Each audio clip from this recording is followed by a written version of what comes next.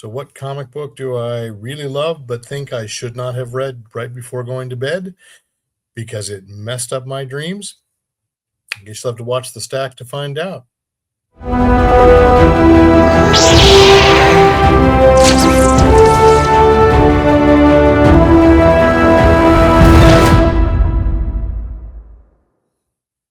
Hey, Planeteers, welcome back to the weekly stack. I promised I'd catch up before I have to take another 2-week break because I'm going away on vacation and won't be picking up new comics unless I find a comic book store where I'm going. Anyway, the way this goes is every week I go to House of Secrets in Burbank, California, and I both get what I've ordered ahead on whatever various catalogs there all are, Lunar, there's no Diamond left, uh, Penguin Random House, etc., and then see what else there is on the shelves and see what I picked up. So I used to go through every book. Now it's just going to be some highlights of the week. And yeah, some of these are, one trade paperback. And I realized that I had some criticism that I was doing a lot of DC comics. I was. So instead, actually, no, it's going to be an independent publisher or a smaller publisher. Aren't they all? Well, I guess they're not all independent anymore because some are parts of conglomerates.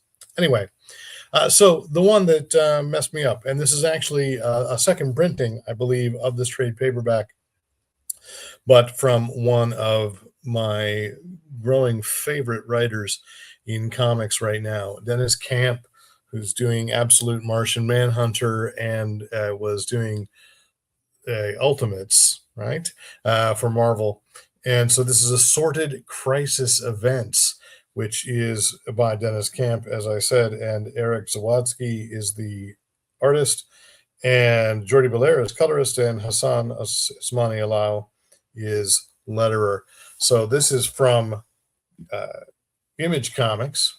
So there we go. They're not necessarily indie anymore, but this is a really cool, bizarre collection of stories that basically, from the title, if you know comics, yeah, hey, there's a time crisis and it affects different people in different ways. And so it's right now, this is 1 to 5. So 5 standalone stories, sort of, but they're connected by a character here who is not yet explained. I might say it's their version of Pariah if we're going to stick with characters from crossovers.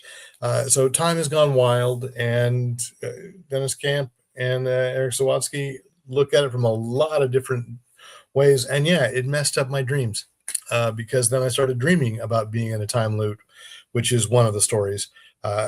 And I don't know how long that dream lasted, but it sure felt like it was all night long.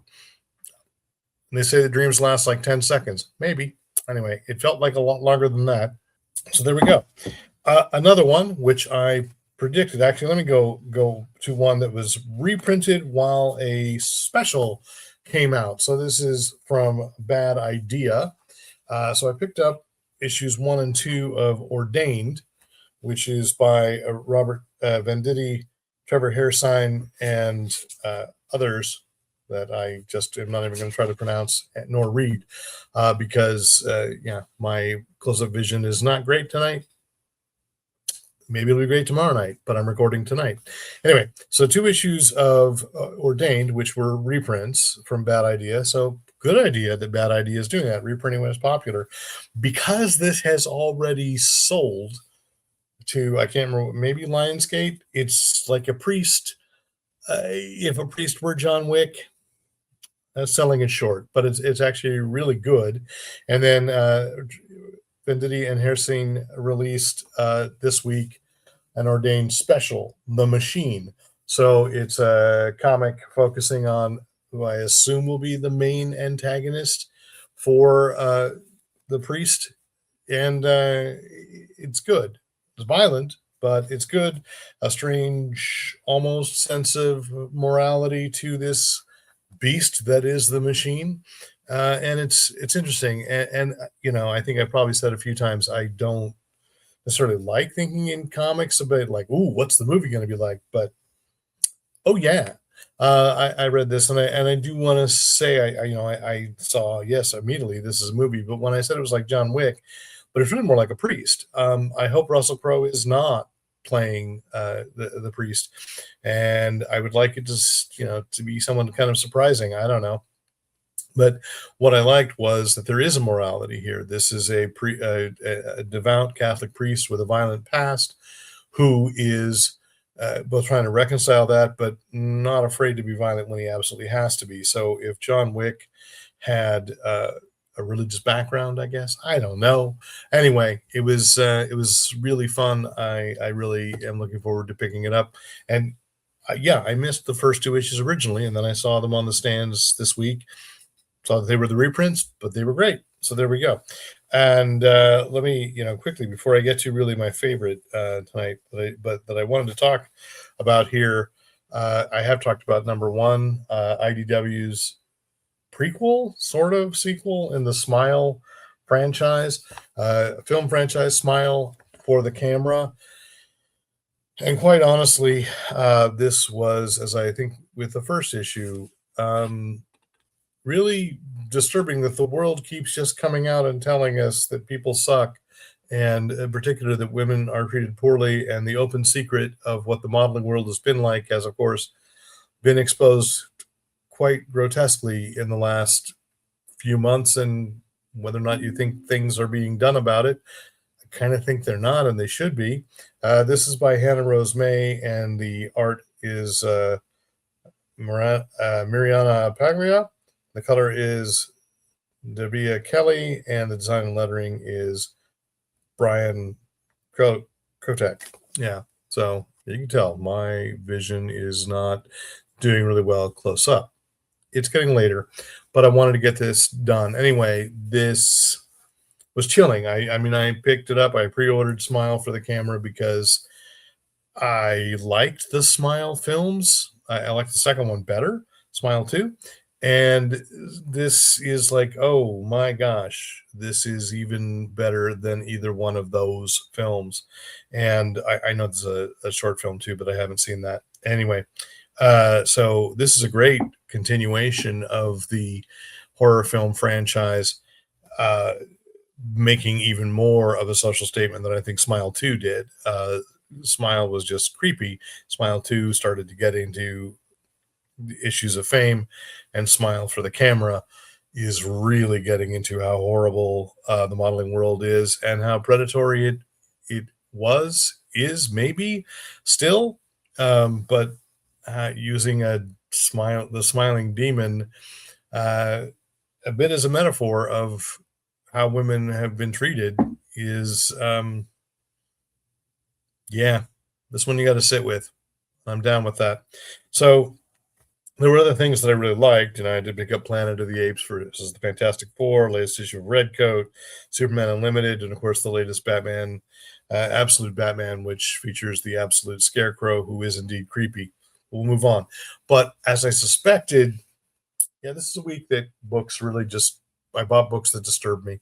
So the Hab, also from Bad Idea. So I don't know what's become of me. The fact that there are two uh, in a week that I feel like I have to focus on. But this is by Josh Dysart.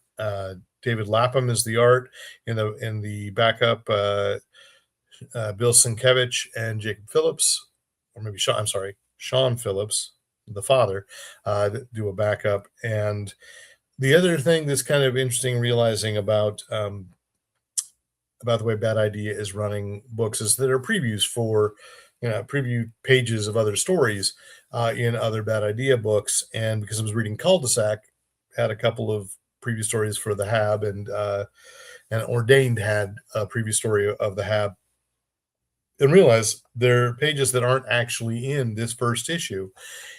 But what this is, why I always trust Josh Dysart, is he's going to tell me a good story, but he's also going to tell a story that is rooted in some kind of logic, maybe scientific fact. I no longer think that, like, when people write dystopians and you go like dystopias and say like, how did they figure that out? How did they know they were speaking to this? Part of this is human nature, and part of it is seeing patterns, and recognizing. So the world is kind of crumbling. This billionaire has built a habitat, aka the Hab, for certain chosen family to live underground, friends and family as well, and staff. And what he's done is built it on a place of ancient power unwittingly. So while they're trying to figure out what to do as the last people on Earth, there is another force underground trying to decide what to do with the last people on Earth. So it's, one nice concept of like, yeah, you can see this, that many billionaires are building bunkers, if you will. They don't like to call it that, but they are. And then if you throw in the supernatural horror, uh, makes for a pretty chilling story, and great characterization. And you know one of the best writers of what's going on geopolitically has been Josh Dysart, and all along. And you go back to find his Vertigo Unknown Soldier, that's terrific. And I think on TKO, Goodnight Sunset, I think was the name of it. Murder mystery with an unhoused man as the detective. Josh doesn't just write about what upsets him; he researches it and tells you why you should be upset, and I really appreciate that. So that's where I want to go. The Hab is my absolute favorite of the week. I kind of knew it would be, but there you go. So yeah, there will be more comics, obviously, this week and next, but I won't be around till 2 Wednesdays from now to go shop and catch up and make a big dent. So, thank you for paying attention to this podcast, which I still can't figure out. Do I just want to call it the Weekly Stack, or just go like, it's the podcast that Derek McCaw does? So, I'm Derek McCaw, and I did, for those that were concerned, survive Hotel Apocalypse. So definitely going to be at Comic-Con eventually. Hope to be able to say that some events that I'll be attending, and possibly panels. We'll see. That was just like with WonderCon. I was put on one and couldn't talk about it for like a month and a half. So could be happening again. Anyway, that reminds me, I've got to make sure I get the press badge. I've said it.